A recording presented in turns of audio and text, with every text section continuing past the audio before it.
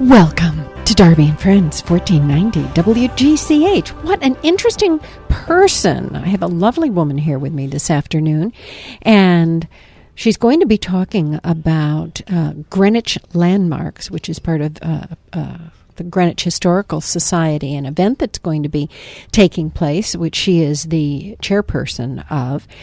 But she also is very exciting, very dynamic, and does so many things, and I've already started putting into my mind the fact that she is a ballroom dancer, and we want to hear more about that. So we're going to invite you in advance to come back and talk to us about that. Well, thank you. Yes, I have never actually met someone who does that. I watched it on television, and it's fascinating. But so you do that as recreation. Yes. And you also have a professional career as a real estate broker. Yes, that's right. And you also volunteer time, energy, and talent at the Historical Society. I do. You are one busy lady. I am. Yes. I like it that way. Well, that's good. That's wonderful. How did you initially get involved with the Historical Society? Well, I'm fortunate in that I've lived in two of the homes that have been plaqued by this program. Wow. And as being a recipient, and they're seeing my involvement and passion for restoring homes, I believe I've restored 4 homes along with a wonderful team of professionals in Greenwich over the 22 years that I've lived here. So seeing my understanding of what that means and my love of preserving history within the town, they felt that I would be a good choice for a couple of years to chair this program. I would say so. That's wonderful. Well, were you when you were studying in school, were you a history major? Was history what drew you to all of this, or you just like the style or the moldings, or what is it about historical building? I was a philosophy major, which means that I think way too much about everything. But I think my connection is, let's just say this. I grew up outside New Haven, and when I was getting ready for college, my mother and I went down to New Haven to a thrift shop, and I spent $10 to buy an antique desk. And I think that pretty much cemented my love of old things. Okay. Well, that's a really interesting thing in terms of, I think at Bush Holly you see some amazing old furniture, antiques, and the barn, what they've done in restoring that. It's great. All right, I'm going to take a quick break to traffic and weather, and then we'll be back with Darby and Friends 1490 WGCH. From the WGCH Traffic Center, expect a little bit of volume building on Merritt Parkway through Greenwich. Same goes for 95. 684, we're still looking pretty good, but on the Hutch northbound at Mamaroneck Road, it is shut down now. Police are removing an unauthorized tractor-trailer. This report brought to you by Unbound. Do something meaningful today. Change the life of a child living in poverty. Learn more at unbound.org. I'm Amy Salerno, 1490 W. From the WGCH Weather Center, I'm meteorologist Dr. Bill Evans with your Doppler weather radar forecast. WGCH brings you up-to-the-minute weather 24 hours a day, 7 days a week. We're going to be looking at a clear sky tonight. It'll be chilly. Temperature drops down to about 32 to 30 degrees. And we're going to be looking at sunshine tomorrow, a near perfect day. The high is going to be right around 58 degrees. Then we're looking at 65 degrees as we go into Good Friday. There might be some rain late in the day. This is meteorologist Dr. Bill Evans for 1490 WGCH. Thank you, Adam, and thank you, Bill. The time is 5:10. The temperature in downtown Greenwich is 52 degrees. You're listening to Darby and Friends, 1490 WGCH. I'm so pleased to have Robin Kencel here with me. She is the chairperson of the Landmark Recognition Plaquing Program event. Yes. All right. Tell us a little bit about the Historical Society and how this fits into the Historical Society. Thank you. The Greenwich Historical Society is located down at the Bush Holly House, which is in Coscob on Strickland Avenue. And it really has a few purposes. One is to create awareness for the history and preservation of our town. They have a wonderful archive that has records of all the homes and structures, or many of the homes and structures, I should say, in the town. And they're educational. So if you go on their website and you see their calendar, there's fabulous lectures. They bring in some quite remarkable speakers. The Landmark Recognition Program was started by Claire Vanderbilt, which many of your listeners may know, 30 years ago, and 280 homes or structures have been plaqued in the town. The purpose of the program is to recognize architecturally significant structures and homes. And this year, when I took over the program, we re-examined what the criteria would be. The structure needs to be 50 years or older, and it needs to just meet some distinctions in terms of its architectural merit. The committee consists of 2 architects, an architectural journalist, an architectural photographer, and an architectural historian. So these are people who really can vet a building. And that was our goal, to have people who, yes, really understood at a very high level what they were looking at, which I must say is a two-edged sword, because we had very long conversations on topics like, if you have an asphalt roof, are you now no longer able to be considered for a plaque? Really good questions. I've learned quite a bit, and I think the homeowners did, as we went through various homes to really look at how they preserve them and the architecture of each home. And does the individual homeowner present their house to you, or do you do research and find homes that look like they might suit the criteria?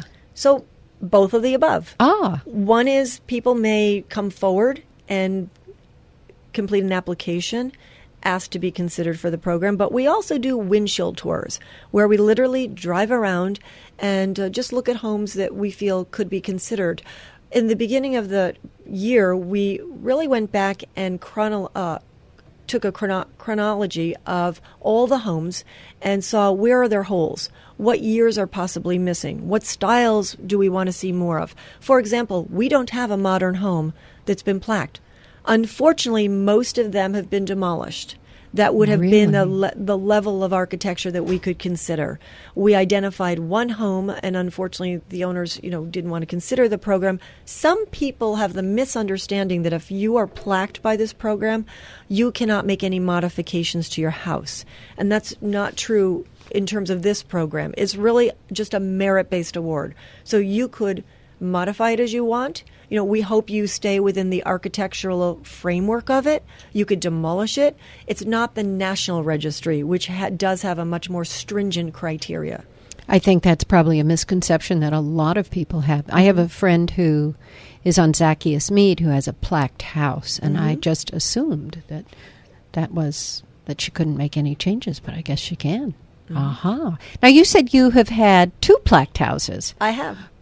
Antique houses in the same section of town, or...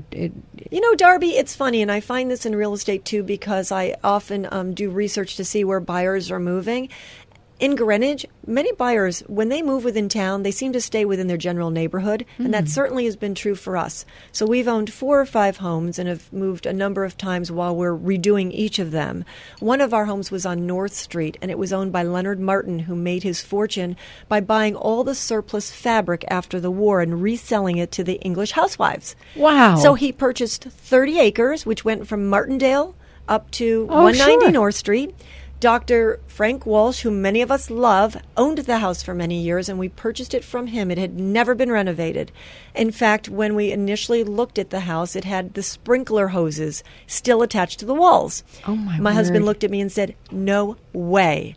And 3 months later, it was ours. Oh, my golly. So we did quite an extensive renovation under the help of Ira Granberg, the architect. Now, was that a house on the corner? It is a house that you don't see from the road. Okay. You have to go up a winding driveway, which we cut in, and it's got a wonderful carriage house.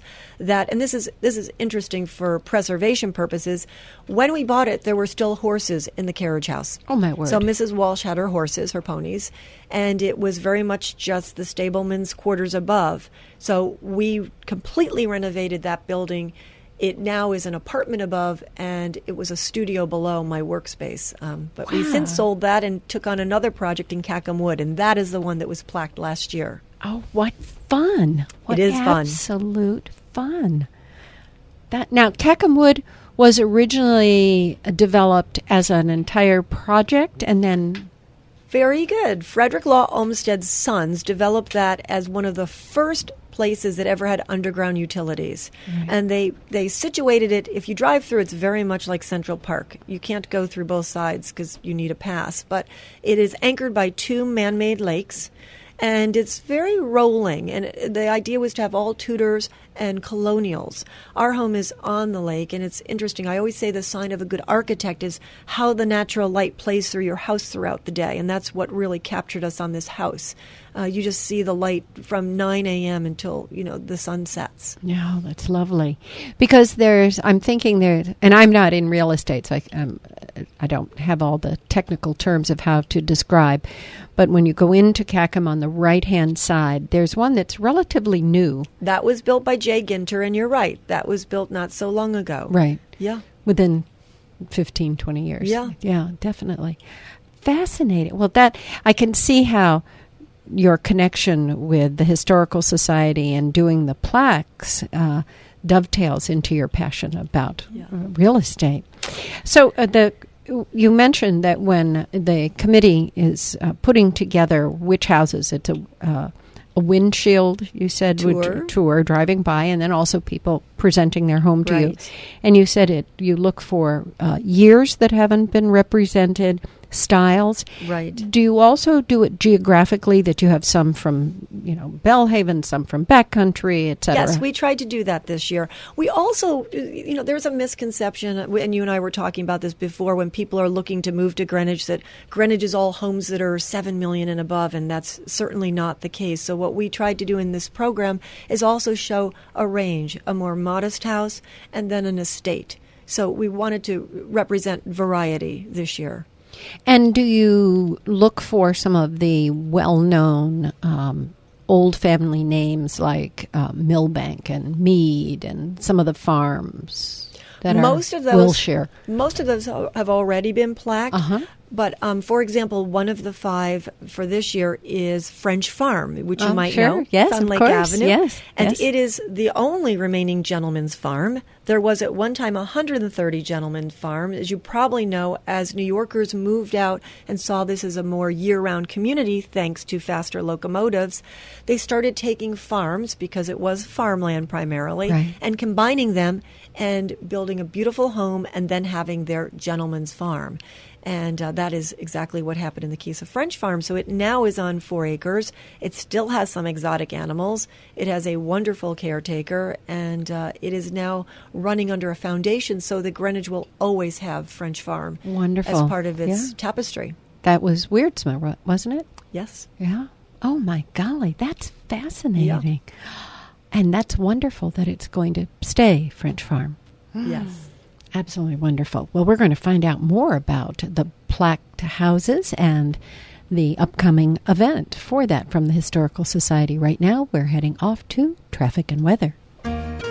From the WGCH Traffic Center, expect a little bit of volume building on Merritt Parkway through Greenwich. Same goes for 95. 684, we're still looking pretty good, but on the Hutch northbound at Mamaroneck Road, it is shut down now. Police are removing an unauthorized tractor-trailer. This report brought to you by Unbound. Do something meaningful today. Change the life of a child living in poverty. Learn more at unbound.org. I'm Amy Salerno, 1490 From the WGCH Weather Center, I'm meteorologist Dr. Bill Evans with your Doppler weather radar forecast. WGCH brings you up-to-the-minute weather 24 hours a day, 7 days a week. We're going to be looking at a clear sky tonight. It'll be chilly. Temperature drops down to about 32 to 30 degrees. And we're going to be looking at sunshine tomorrow, a near perfect day. The high is going to be right around 58 degrees. Then we're looking at 65 degrees as we go into Good Friday. There might be some rain late in the day. This is meteorologist Dr. Bill Evans for 1490. WGCH. What would an extra $250 a month mean to you? For some, it's a little financial breathing room. For others, it's a car payment, a home repair, or help with college tuition. Hi, I'm Jay Farner, president of Quicken Loans, and I've got some great news if you're looking to save money on your mortgage. All it takes is a simple phone call to Quicken Loans at 800-QUICKEN to see if you qualify for the government's Home Affordable Refinance Program, or HARP. Folks who refinance with HARP can save an average of $250 a month. That's $3,000 a year. Our home loan experts fully understand the HARP guidelines, and they'll walk you through our streamlined process. And for 5 years in a row now, J.D. Power has ranked Quicken Loans highest in the nation in customer satisfaction. And this year, for the first time, they've also ranked us highest in mortgage servicing. Call 800-QUICKEN or visit QuickenLoans.com. Visit jdpower.com for award information. Important terms and conditions apply. Calls for cost information. Equal housing lender. Licensed in all 50 states and MLS number 3030. Hello, this is Liz Kopaczynski, VP of Sales here at WGCH.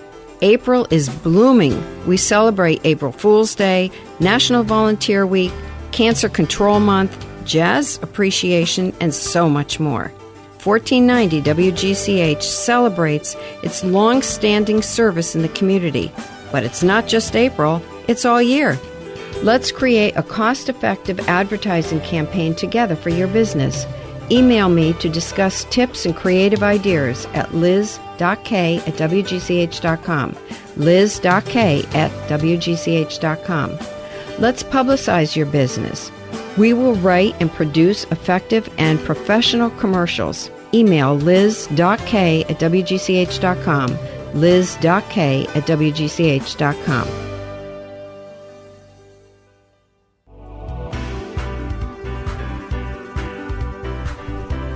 Welcome back to Darby and Friends, 1490 WGCH. I have a new friend, Robin Kencel. She is the chairperson of the Landmark Recognition Plaquing event. Tell us a little bit about the event. The event's going to be really exciting this year. It is April 19th, which is a Sunday, from 5 to 7, and it will be at the Greenwich Country Club. The event is where we do award the plaques to the 5 owners of this year's program, but we have a very special treat. Thanks to Peter Malkin, who is receiving an award for his restoration of the Greenwich Post Office, and we should talk more about that in a minute. We are having Stephanie Meeks come give a speech, and she is the CEO of the National Trust for Historic Preservation. If you haven't heard about it, it is a really big deal. It is the place where all of our most important national treasures get preserved, and she has come in for a couple of years now and is really doing wonderful things with the trust. And so having her in Greenwich is remarkable, and I really encourage people to call the Historical Society and get tickets. Do you have a number you want to give us? I would love to do that. Let's see. The number is 203-869-6899, or they can go to the website, greenwichhistory.org, and get tickets that way. Wonderful.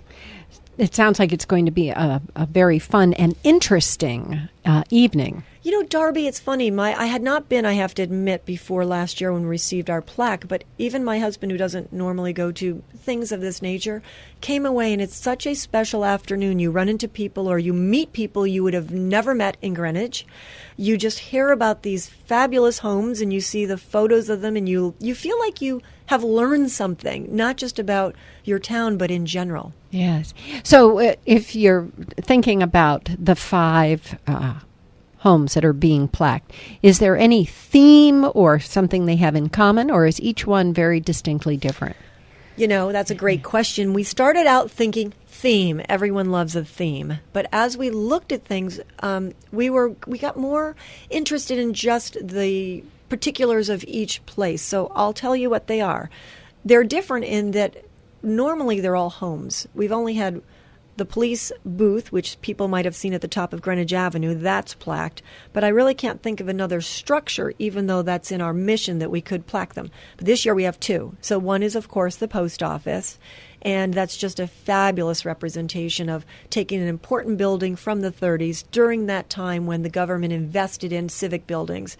And, you know, it's interesting because if you think about the Greenwich downtown area and that complex of now what is the Arts Center, the Board of Education, which was the town hall at one time, the post office, and there was a fire department down there. That really was, New Yorkers said, we're coming to Greenwich to live full time. We need to have a civic life the way we have in New York. And that was built there to really represent their new way of living. We applied for a grant, actually, Greenwich did, to get that post office built. And where there was some government funding for buildings, the YMCA, for example, was built under monies from the Witheralls. So it's interesting to see. Yes, it's interesting to see that the generosity those many years ago is now being duplicated again with Peter undertaking the restoration of the Historic Society. You know, Perot Library had personal funding to help that. So it's nice to see that citizens are still caring about their civic spaces. I had a guest yesterday, Patricia Chadwick, who's an economist, and she stated that $400 billion across the United States is private sector money that goes to, whether it's the Bruce or the Historical Society, or, I mean, it's just given out. It's a lot. It's a lot. Yeah. And she was drawing a contrast to in Europe, where it's mostly government funded when they do things like that. And that really bears out what you're saying. You know, that brings up something that is happening with the Historical Society sort of being at the helm, is that there's many groups that people probably know that are doing preservation, such as the Greenwich Land Trust and ourselves, but historically, there hasn't been maybe as much conversation between all of us as there could be. So when a home is about to be demolished and all of a sudden it makes the front page of the paper, or you see that, or you hear of something maybe being demolished, you don't know where to go, there's a new organization that's forming a preservation network. And the point of that is to really stop operating as silos, but more come together as a collaborative effort. And that's just one of, I think, the exciting initiatives that you're starting to see, where hopefully preservation is just poking its head up at a little higher space and, you know, seeing more air. Well, it's certainly Land Trust just took on a major project there right across from Strain Market with... When they started taking, I guess it was like aluminum siding or whatever, and then it was a blue building, and then suddenly they were molding. It was gorgeous, and beautiful. They cleared all the debris away, and it's turning out to be a most amazing space. It is. Yeah, really marvelous. So the 5 plaques. So we have the post office, and then we picked another structure. We couldn't help ourselves. So as we drove around in this, you know, with these 5 fabulous architectural people, one of us spotted the Riverside Avenue Bridge. And that bridge is a cast iron bridge. It was originally built for the Milford-Stratford train area. And then as the trains got heavier, they couldn't use that bridge anymore. So Greenwich bought a piece of it, brought it back here, and we had a very long conversation. Its beauty is remarkable, and it's right here on the invitation, which you can see. I can see it, but I can't picture it in my mind's eye. Now you have to drive by it tonight. But I don't know how many years ago, they had to add, for safety purposes, plexiglass on part of the side so that no one would fall onto the train tracks. Right. And we had a long debate if we should really plaque that, because that safety feature takes away a little bit from the aesthetic beauty. But in the end, we decided that it is something that's so everyday. You probably drive by it so many times and you have not noticed it. And we want you to now notice things in your everyday landscape. Tell me again where it is, because this is driving me crazy. I'm looking at this, and you tell me I go down the Post Road, and then it's okay. I'm not going to be able to tell you what road it's on, but it's one of those roads that goes into Riverside, and it's just the bridge that you pass. I know which one you mean, by St. Catherine's. Yes, that little bridge. Look up, and you'll see. Oh my word! I know exactly. Thousands of times I've gone over that. So now, doesn't it make you say to yourself, what else in Greenwich am I missing? Yes. I did that the other day with trees. I looked up and I said, wow, these trees are amazing up here. I'm always looking horizontally. I need to look up more.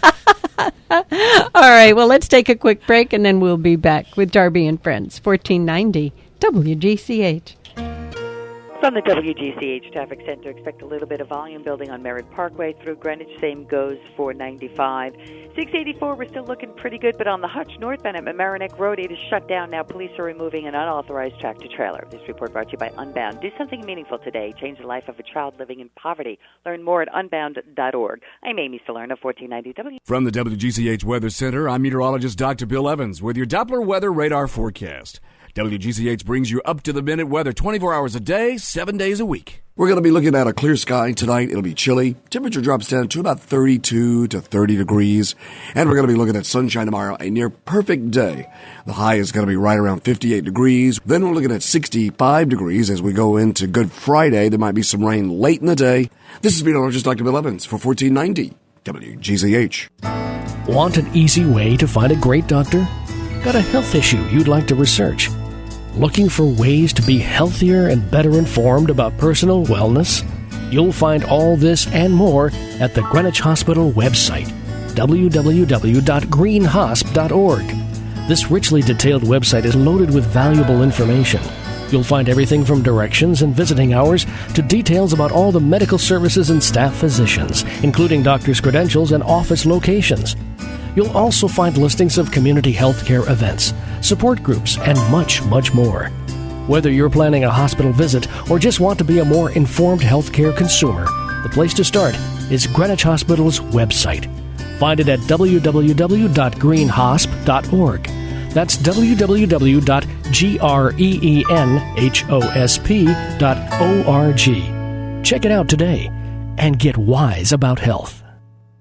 For 2 hours every Thursday night at 6, listen in and even converse with the man in the know regarding all matters Greenwich. Listen to Sam Romeo's show, Greenwich Matters, brought to you by Parsonage, where their philosophy is to assist you in living life your way.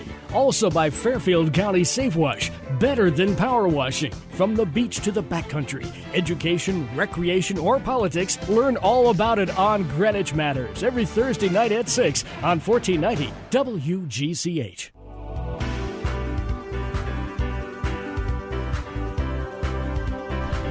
Welcome back to Darby and Friends, 1490 WGCH. Well, I have figured out where this bridge is, and I've been over this bridge 1,000 times and never bothered to notice, but it's so exciting now to know that this is going to be a plaqued structure. It will be. Yeah.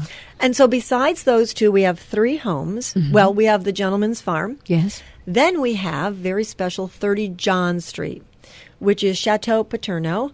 It was owned by John Hirschhorn, and the Hilfigers now own it. Oh, and before that, Dr. Dunn owned it. Yes, Von you're Dunn. right. Yeah. Darby, you're remarkable. It's the kind of thing I've often thought, someday I'm going to write a book that is, I knew your house when. Because I've been to all these places when I knew the other owner kind of thing. And the stories it could tell. Oh, yes. That's going to be part of the book. Or maybe not. It's a fabulous house. So you know the house. And the Hilfigers have vault. done... Right. So the vault is now, I think they have made that a family room or a game room, but they've done an amazing restoration job. It's quite wonderful. They took the indoor pool and it's another family room, and that will be plaqued. So we're quite excited about that. Wow. And then we have an Italianate home in the brand new historic district of River Road, Mead Avenue. That's in Coscob. And as you might remember, Coscob was important to Greenwich because it was a great shipping port. And that's where a lot of the produce would come down to and then get shipped to New York.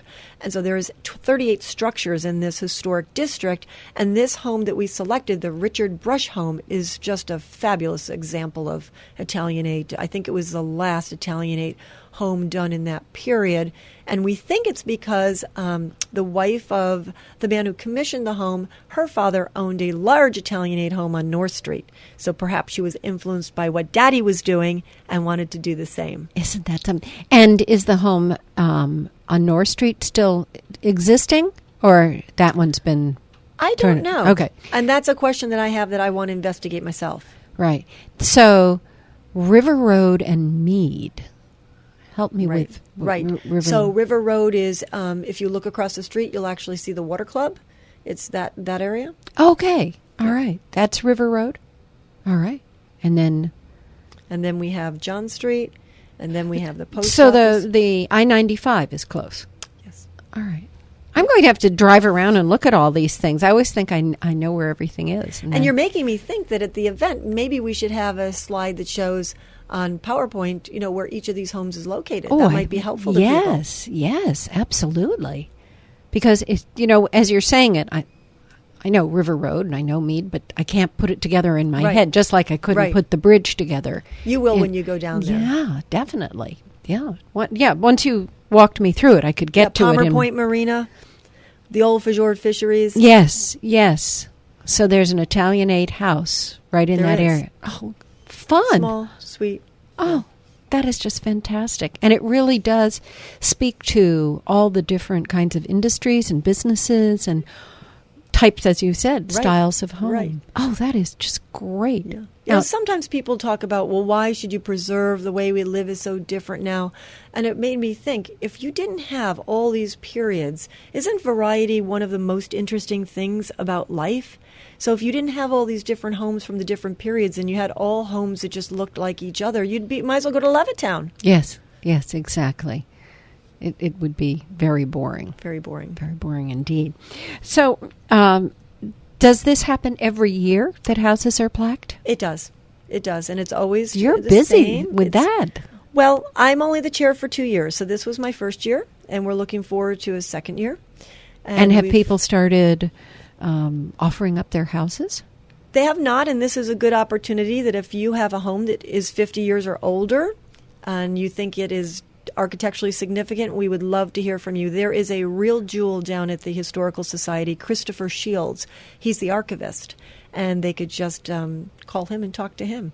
Wonderful. And get started, and we'd love to take a look at your home. That's great. I'm thinking of all the... You mentioned a modern, that you had been looking for modern, and there's a very interesting modern house on Dingletown, on the north side of Dingletown, but I haven't driven across Dingletown in a while, but that would be something if you do a windshield trip. Yeah, we'll have to look at that. We also thought that if someone had a converted barn, that could be interesting. Repurposing buildings is fabulous, as we see with the post office and Restoration Hardware. Yes. And we'd love to find some repurposed buildings. And there again, right on Baldwin Farm, which used to be the Pauper Farm, was a repurposed barn by the architect Bill Barnum, who was the son of Phelps Barnum, who did Boys and Girls Club. Interesting. That property got sold, torn down. Now it's just another Greenwich. You keep talking, you might end up on the committee. You better be careful. No. I don't have any time. I'm not high energy like Robin. Nope. So you'll do it one more year. Yes. And then someone who's been on the committee takes over, or how does that happen? I'm not sure how that happens. I think the head of the Historical Society will probably work with the chair of the Historical Society and find someone who will then take it forward. That's wonderful. So it's something that's ever evolving, and a person could have an interest and become a part of it. Yes, and I will say that the Historical Society is always looking for people to get involved. As I mentioned, they have a very robust educational program, and they have, I can say firsthand, very hardworking staff there. So having people help, even on this event, we could have used, more folks to just help get the word out. I've got some fabulous posters. I just could have used help just getting the word out around town. Right. Well, hopefully that your being on here today will get the word out and people will be excited. Let's again tell people how to get tickets and attend. So easy enough, you could either go to the website for the Historical Society, which is greenwichhistory.org, or you can call 869-6899, and of course the area code is 203, and just ask to speak to whoever's in charge of tickets, and we'd love to see you there. That sounds wonderful. Do you find that there has recently been a resurgence of interest in historic sites, historical buildings and structures, that people are sensing a relevance in their own lives? Or is it curiosity? Is it something...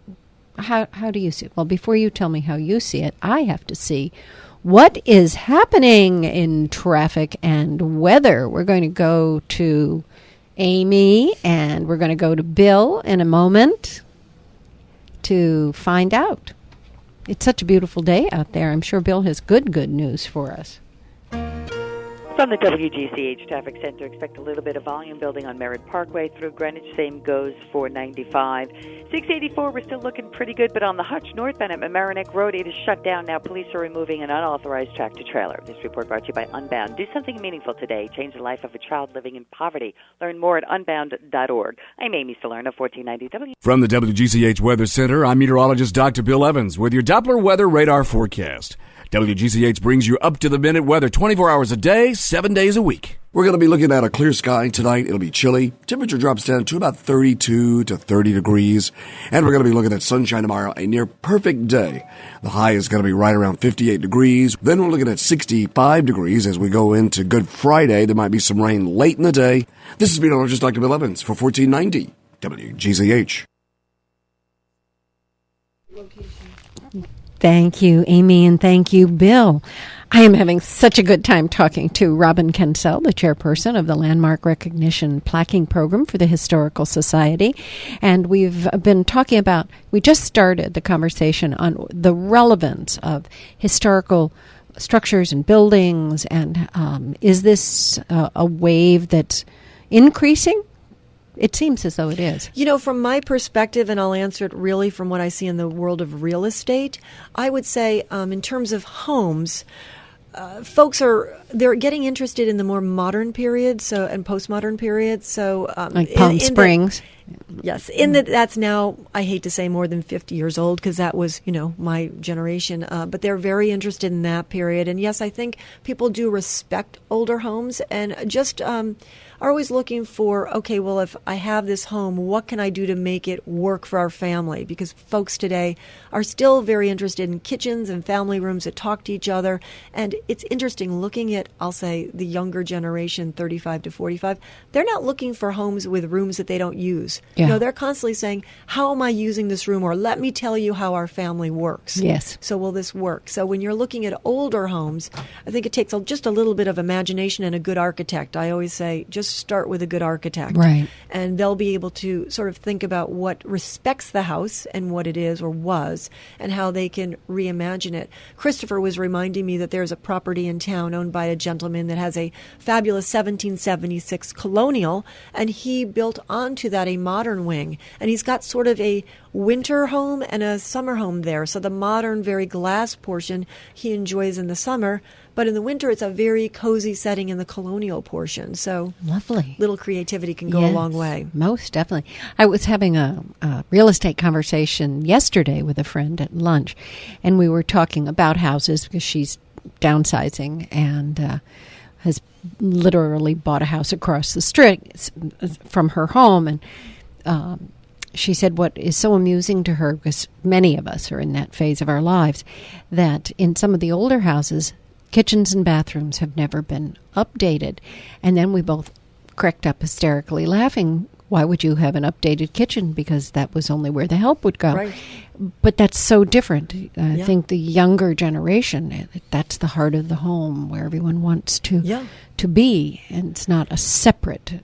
Right. It's I did some kitchen and bath design in my lifetime, and at that time when we used to do the bathrooms and kitchens, we thought they might have a very long span. But now research shows that kitchens and baths have an average life of 8 to 10 years. Is that and right? I really hate to tell sellers that when, they think just yesterday, which was 2000 perhaps, they did this. And now you're saying, well, if you're putting the house on the market, not that you have to redo it, but let's just think at least about updating your paint colors. So, yeah. Those are that. I think that's part of what the benefit of a good broker, to be able to have eyes that see things like that, because your home is almost like a family member to you, right? And to have someone say your child isn't beautiful, you're right. woo, boo, boo, Right. it's very hard to hear, but you need to hear those things. And when you make the decision that you're going to become a seller, the first thing I say is, okay, now you need to divorce yourself from your house and really look at this as an asset, and we're trying to maximize every dollar of your asset. Mm-hmm. So let's look at it critically,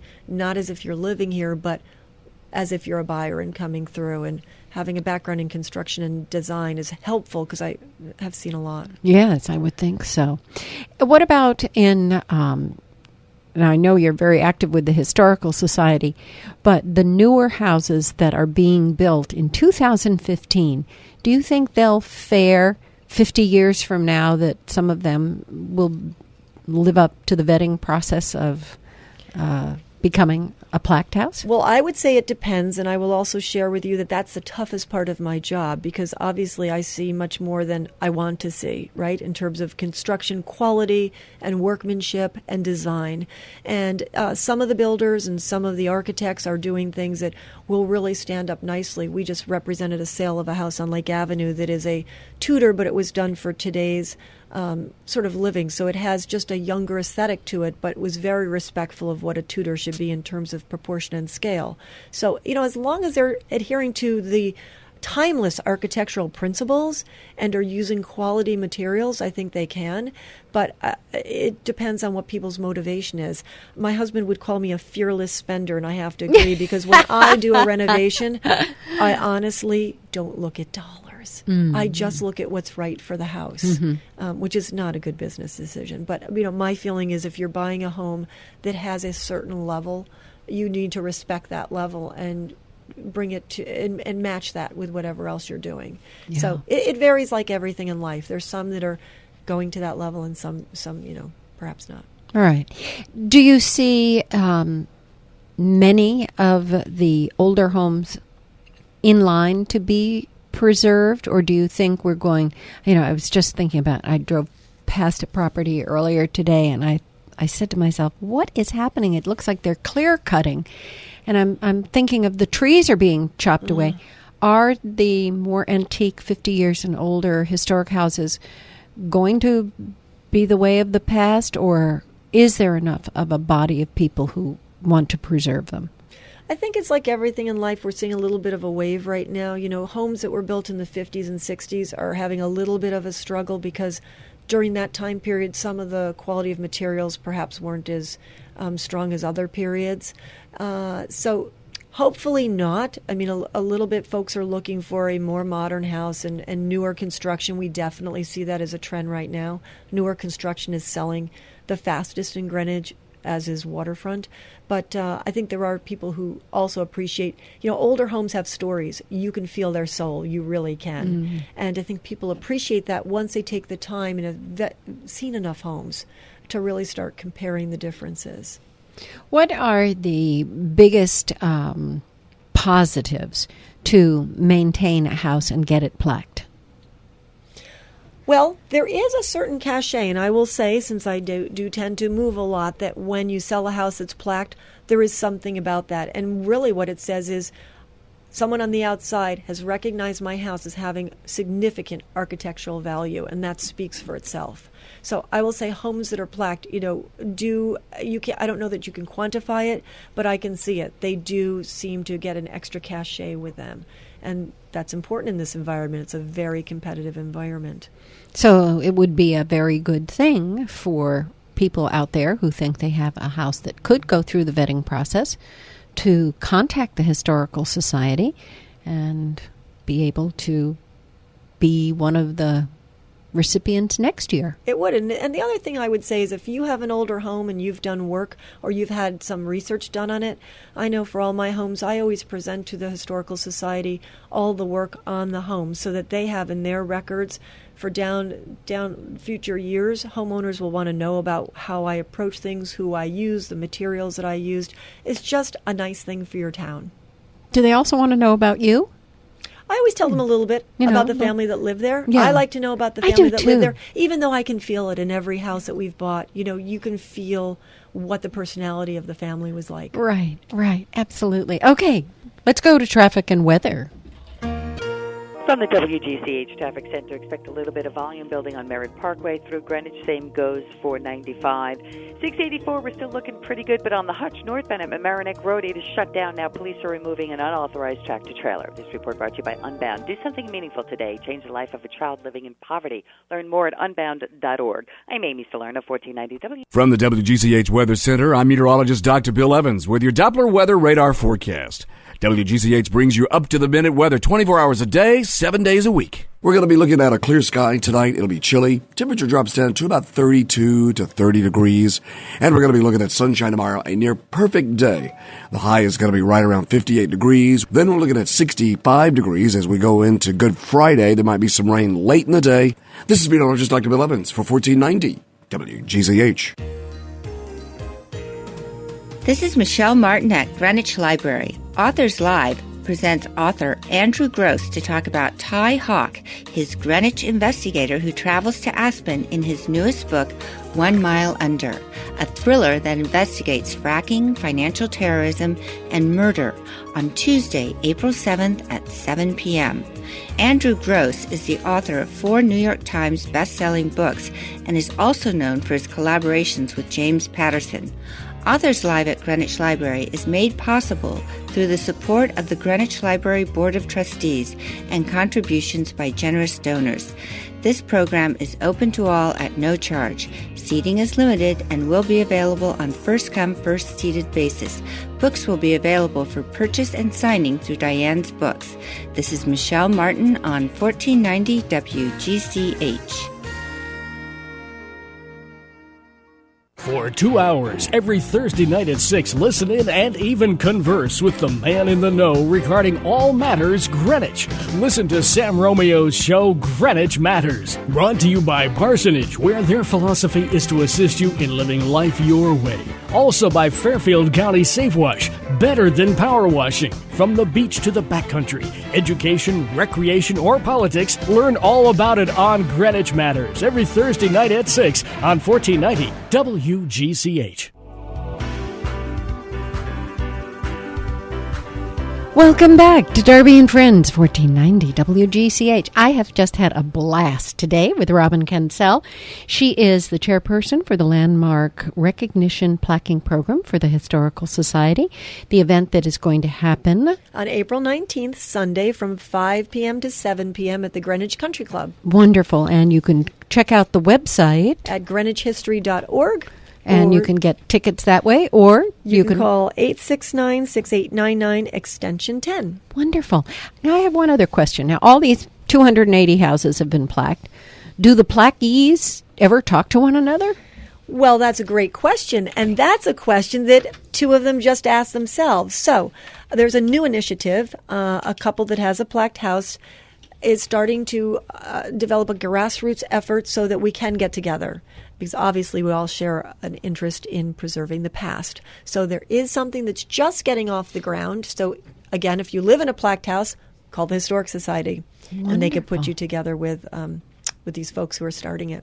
Well, I think that would be a very jolly thing because, as you said, it's different styles, different years that are represented geographically, different parts of town, and yet there's that in common sharing that can happen. Right. And I do want to say again that we just are so fortunate to have Stephanie Meeks from the National Trust for Historic Preservation coming to visit with us and speak at the event. So really encourage people to try and get there. Absolutely. It sounds like it's going to be a lot of fun. Now, so often with events like this, there's the book that you get handed and they say, here you are, chairperson for the next 2 years. Just follow the book and it's easy. Is it that way for this event, or is it creatively done with each chair? You know, one of the things that was most fun for me was that there was not a template that I had to follow. The Historical Society is just terrific in allowing you to create a little bit of your own template. So to me, I thought it was very important that we put together a selection jury that was very well qualified and familiar in a very strong way with architecture. And so it wasn't a beauty contest. Not at all. No. No. And I'm just thrilled that these very fabulous professionals took the time to serve. So again, you know, there's an architectural photographer who saw things one way, an architectural journalist who, John Dixon, who's been a great friend of the Historical Society, who just was invaluable, Ira Granberg, an architect, Amanda, let's see, I have to do Minocchio, rhymes with Pinocchio from McCain.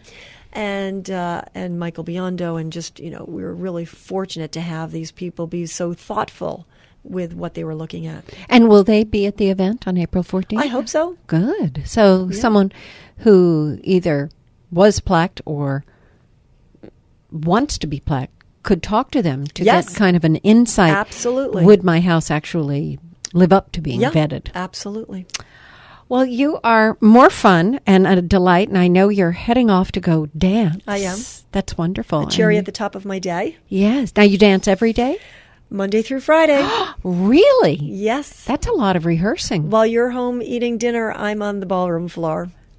Wow. You have to. You have to. I have no choice.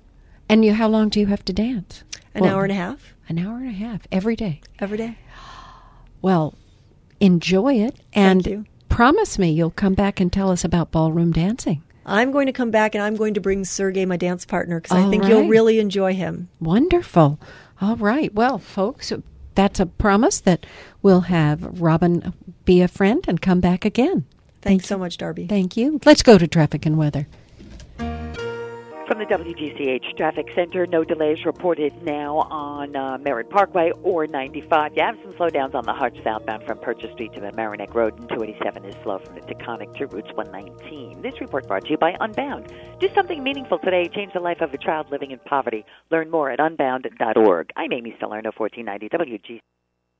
From the WGCH Weather Center, I'm meteorologist Dr. Bill Evans with your Doppler weather radar forecast. WGCH brings you up-to-the-minute weather 24 hours a day, 7 days a week. We're going to be looking at a clear sky tonight. It'll be chilly. Temperature drops down to about 32 to 30 degrees. And we're going to be looking at sunshine tomorrow, a near perfect day. The high is going to be right around 58 degrees. Then we're looking at 65 degrees as we go into Good Friday. There might be some rain late in the day. This is meteorologist Dr. Bill Evans for 1490 WGCH. Thank you, Amy, and thank you, Bill. All good news today. That was just so fascinating to talk to Robin Kencel, who is very active at the Historical Society, and she's the chairperson of the Greenwich Landmarks Plaquing Recognition event. It's just going to be spectacular, and how nice they're going to have a speaker and opportunity to talk with the different judges and just thoroughly enjoy. I'm sort of, my mind is meandering through all the different plaqued homes that I have been in, and it really is sort of a cool thing when people get their plaque and decide to participate. So if you're in a home that is 50 years or older and you think it might be something that you would like to have, be sure you get in touch with the Greenwich Historical Society. I remember Claire Vanderbilt, who was a friend many years ago, and she was the person who initiated this program. So good things just get carried on, in hopefully in perpetuity, because it's a wonderful town, and it's nice that so many of the things are being encouraged to be preserved and recognized for their great beauty. And no doubt there'll be an oral history project discussion about some of the architects and people of these great old places, and also with our local historian what some of the places actually started out to be. As Robin mentioned, there's going to be down at Mead and River Road a little bijou of an Italianate house that was in the area that great commerce was going on, because that was where all the produce was shipped. So these are all exciting things to learn about. I hope you enjoyed it. Well, that's my music, so it's time for me to say good night. But please come back tomorrow, because I'll be here waiting just for you. Good night.